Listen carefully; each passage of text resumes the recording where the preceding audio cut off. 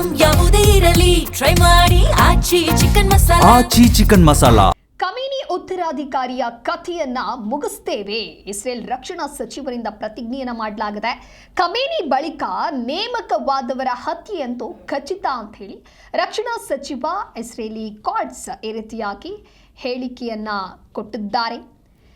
Iran ನಾಯಕನ ಹತ್ಯೆ ಮಾಡೋದೇ ನಮ್ಮ ಮೊದಲ ಗುರಿ.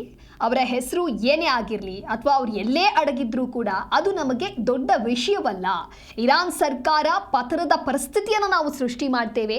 ಅಮೆರಿಕಾದೊಂದಿಗೆ ಇಸ್ರೇಲ್ನ ಕ್ರಮ ಮುಂದುವರಿಸಲಿದೆ. ಹಾಗಾಗಿ ಖಮೇನಿ ಉತ್ತರಾಧಿಕಾರಿಯಾಗಿ ಅದು ಯಾರೇ ಬಂದರೂ ಕೂಡ ಅವರ ಕಥೆಯನ್ನು ನಾವು ಮುಗಿಸ್ತೇವೆ ಅನ್ನುವಂತಹ ನಿಟ್ಟಿನಲ್ಲಿ ಇಸ್ರೇಲ್ ರಕ್ಷಣಾ ಸಚಿವರು ಪ್ರತಿಜ್ಞೆಯನ್ನ ಮಾಡಿದ್ದಾರೆ.